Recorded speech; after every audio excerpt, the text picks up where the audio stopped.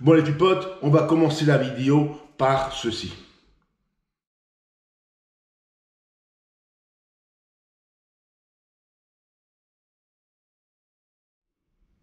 Vous avez lu le commentaire de Philippe qui exprimait son opinion, il a le droit, mais moi je vais donner ma version. Alors Philippe nous dit en substance dans son commentaire, et c'est ce que j'ai retenu, dommage que Francis Ngannou n'arborait pas aussi un drapeau français. Pour répondre à ça, ben moi aussi, je mets les gants de boxe. C'est intéressant de voir à nouveau ce point de vue très français sur les migrants ou sur les étrangers, une espèce de point de vue suivant la situation, à géométrie variable, c'est selon la manière dont ça vous arrange. Bon, on décortique tout ça. Alors, pour le dire platement et de façon directe et un peu de façon caricaturale, ben c'est très simple. Tu es black et migrant en France et c'est retourne dans ton pays, tu vois. Maintenant, tu es black migrant en France et tu deviens champion dans un sport. Par un tour de passe-passe, hop hop, tu deviens français.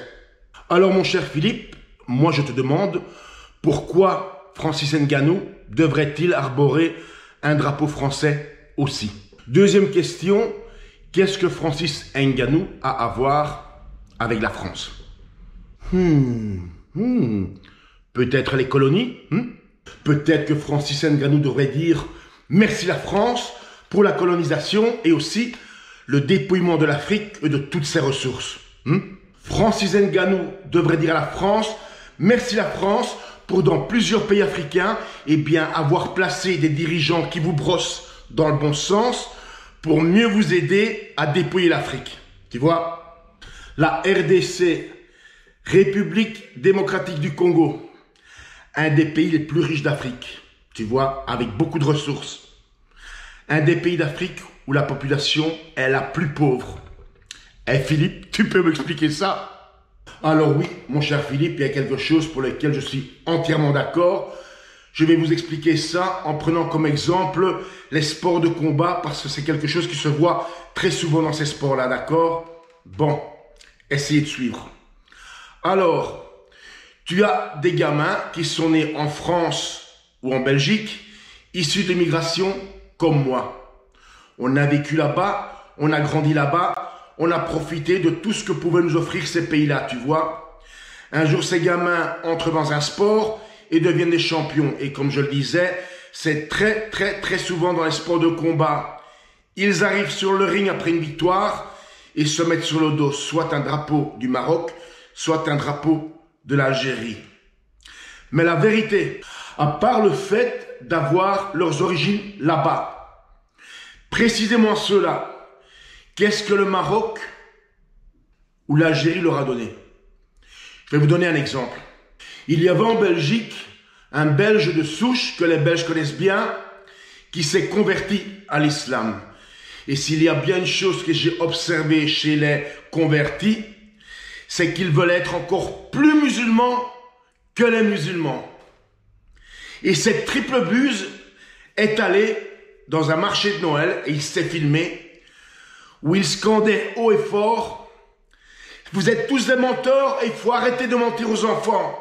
C'est pas le Père Noël qui apporte des cadeaux, c'est Allah. » Voilà ce qu'il disait, tu vois. Et une Belge marocaine de lui répondre « Mais qu'est-ce qu'on s'en fout de tout ça? Mes gamins, ils sont en Belgique, ils sont heureux, ils vont à l'école, ils ont à manger. Si on était au Maroc au jour d'aujourd'hui, mon mari n'aurait même pas dû travailler tous les jours et on serait en train de bouffer des patates. » Alors dans le cas de Francis Ngannou, qu'est-ce qu'il a à voir avec la France? Déjà, il est camerounais, tu vois. Il n'a pas réellement vécu en France, tu vois. C'est juste un migrant qui est arrivé en Europe, qui est entré en France, qui s'est tapé 30 jours de tôle, il est rentré illégalement, c'est la loi, et puis sort et se retrouve dans la rue.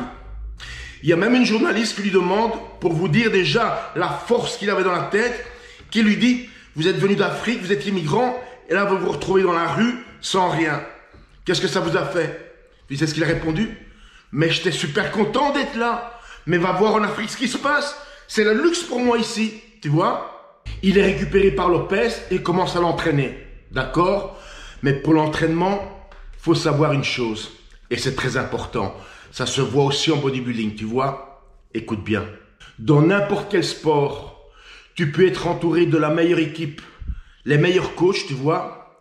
Si t'as pas ça, et ce qu'il faut entre les jambes, t'iras nulle part, tu vois. Ngannou, il est full option, full package, tu vois. Ngannou, c'est un très grand champion. Il est camerounais et il porte naturellement le drapeau camerounais. Pas besoin de tergiverser pendant une heure. Alors maintenant, ceci étant dit, essaye un petit peu d'imaginer. Au Cameroun, il y a à peu près 27 millions d'habitants. Imagine-toi, dans le sport, combien de talents il y a encore là-bas à qui on ne donne pas leur chance. À part si d'eux-mêmes, ils décident de risquer leur vie et traverser la Méditerranée, tu vois. Francis Ngannou va commencer à gagner beaucoup d'argent. Beaucoup d'argent. Mais tu vas voir, c'est pas autant l'argent qui l'intéresse ou qui le motive. Il va retourner au Cameroun et il va commencer à installer les infrastructures et vous allez voir. Donc au final, mon cher Philippe, non. Il n'a pas besoin d'arborer un drapeau français. Il ne doit rien à la France. Rien. Bon, ben jusque-là, mais c'est El Khairi.